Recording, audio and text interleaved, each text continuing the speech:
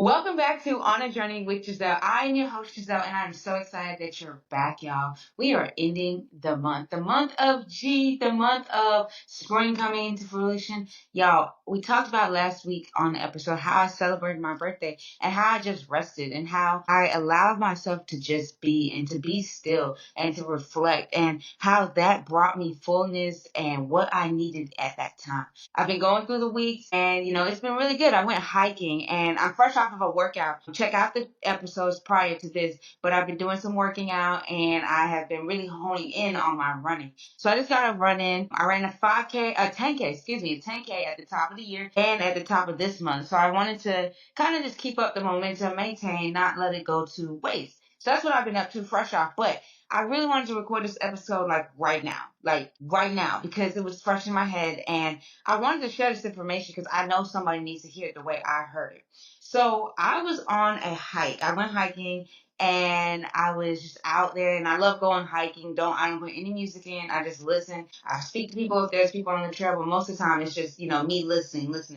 And I've been just in this stage of like reflection of really just trying to figure out what am I doing? Like I've been really living in the moment. And so that's so uncomfortable for me because I'm the type of person who in my 20s I had to plan, like to the T. And then around 27, 28, 29, all my plans that I had did not happen according to how I planned it. So when I entered into 30s, I was like, you know what? Just like, you're just going to live. That was 30. 30 was like, you're going to live. Going into 31, mine is like free. My word is freedom, authenticity. Now, I know you're like, Giselle, have you been being fake? No.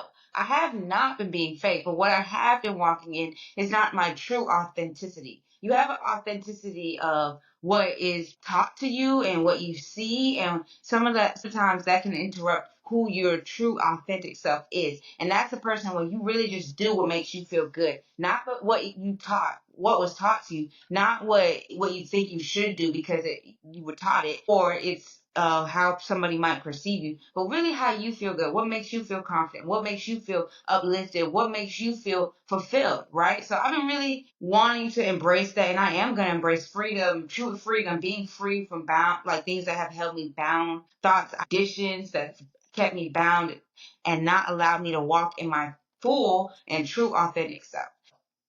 Say all that to say, I went on a hike. And I know you like Giselle. What happened on the hike? Outside of getting a lot of calories burned and having a good thought session, I heard the Holy Spirit. It wasn't even like, so let me break it down. I was just walking and, I was realizing how I interact. So I like to think and sometimes overthink. Not like I like overthinking, but sometimes I do overthink how I interact with people and, conversations, blase, blase. And there's a person and people that have shown up in my life. And I thought to myself, I was like, God, why do I need constant reassurance? Why? This person, these people, they're showing up in my life. Like they're doing the things, they're communicating, they're being intentional, they are being thoughtful, they're being present. Why is it I have this fear that it's too good to be true? Has anybody ever had that before? Like it's too good. It's too good to be true. Like something's bound to happen. Something bad is about to happen. That's negative self-talk, one. But it's a thought that people, especially like me, which we'll dive in later, experience, and it's something that you have to navigate. So I was just, I was like, God, why am I, And I did some research, and I've been really praying on it all week, and realizing that this comes from issues that I deal with, such as abandonment, rejection, and trust. I asked myself, I was like, what is it? So for those that don't know what what reassurance is, it's two different things. This is how I broke it down. What is the difference between looking for reassurance and recognizing it in consistent action, right? Reassurance is consistency. It's like I'm there. But when you're asking for it, there's a difference. And the difference is one is verbal and the other is visible. So that's when you recognize it. When you ask for reassurance, you're expressing your need to feel confident. This is in safety and being secure. You're also asking for a reduction of anxiety, doubt, worry, uncertainty, and confirmation of thoughts, feelings, actions when doubt is present. And that's simply to boil down. That's the action piece of it. So you can ask for it verbally, but sometimes people be like, "What are you talking about? What do I want?" You're asking to feel confident, so confident, safe, and secure. You're asking that you don't need to have anxiety, worry, doubt, and uncertainty, and that comes from consistency in said person, said situation, or circumstance, or actions. You might be feeling like, why do I need reassurance all the time? Right? How to recognize reassurance in consistent action, right? And the first way is that if you're present, you have to say something unfavorable or uncomfortable. You are encouraged. You are reaffirmed that though it's hard, it's okay. A sense of support is present. Like, you don't have to have that worry. You don't have to have that doubt. There's safety here, and your feelings and are validated. So that's how you can recognize when reassurance is consistent in action. And then also another thing is that in through action that you find yourself overextending reassurance. That's you just continuing to prove. And with reassurance, you do not need to prove, right? It's a two-way street, just like communication. You put something out there, you're validated, right? You're through action, you're made to feel safe, and you don't have to doubt, and you feel comfortable, and it's confirmed. So that's how, the difference between reassurance verbally asking for it and seeing it in action, and how you can recognize if there is reassurance in consistent action or not.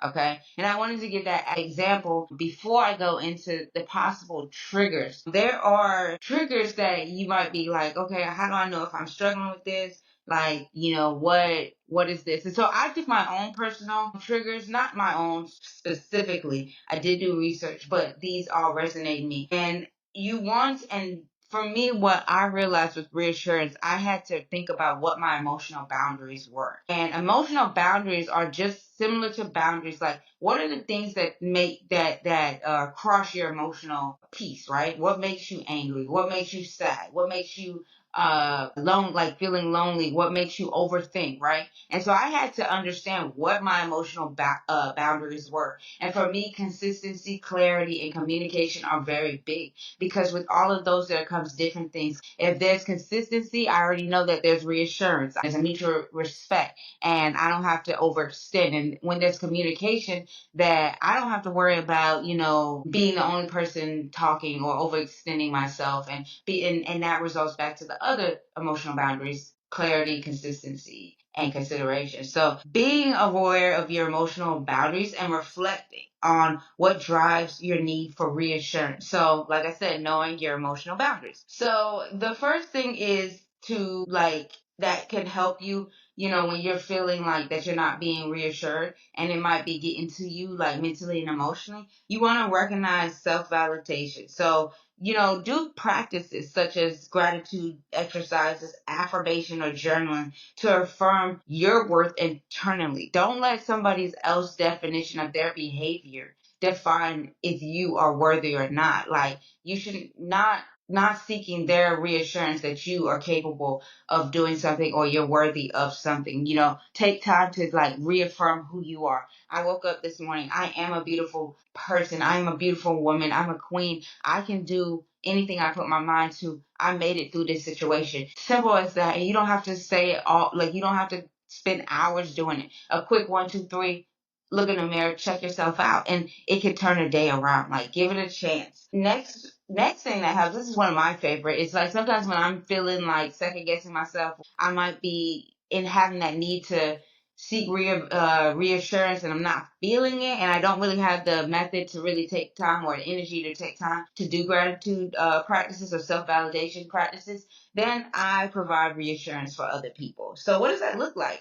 That is through communication, listening actively, being present. When you're talking to somebody, whether it's on the street, whether it's somebody that you're on the phone with, get off your phone. Stop scrolling through Instagram while you're talking to somebody. Be present, listen actively, and offer specific affirmations. So if they're telling you that they're not feeling like they can do something, let them know that they're strong. Let them know that they are capable of anything that they put their mind to. So while at one moment you might not be able to practice self-validation for yourself, you can help somebody else, and that can help you where when you're triggered and not feeling reassured. So another thing is also recognizing emotional cues. So realizing like what your emotional boundaries are and what you need for yourself in that moment.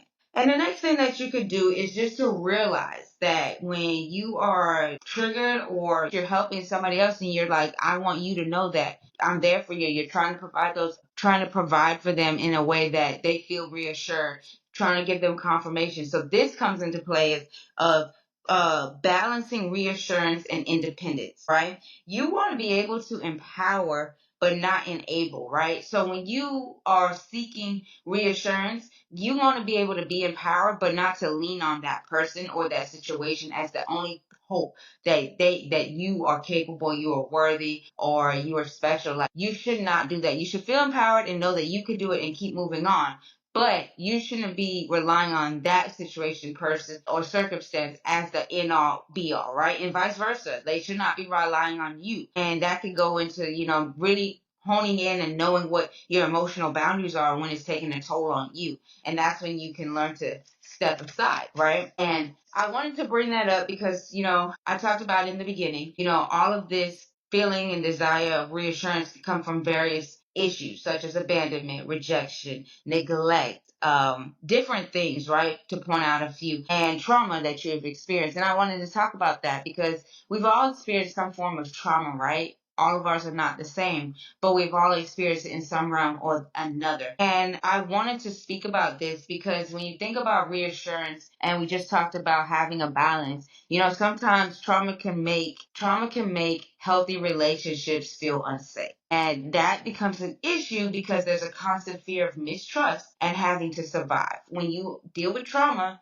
you don't trust people and you learn to survive so you can protect yourself. And so when you are in a relationship with somebody healthy, and if you're still in survival mode, you don't trust them, and then you're working off of survival. You're not working off of love and building and accepting and unlearning and learning somebody. You're working off of they might get me. I need to get them before they get me. They're going to leave me. I need to leave them before they leave me. I don't have to put my heart in this because they're going to leave me. I don't have to trust them because they're going to leave me, etc. Right? Trauma can do all of that to us when we're talking about relationship. And I wanted to bring this up because this is something that comes from reassurance and why we want to reassure so much, because we have the issue of these issues of abandonment, rejection, and trauma, right? And I brought this up because we're going to go in another episode. I wanted to talk about reassurance and my viewpoint on it and where it comes from and what it looks like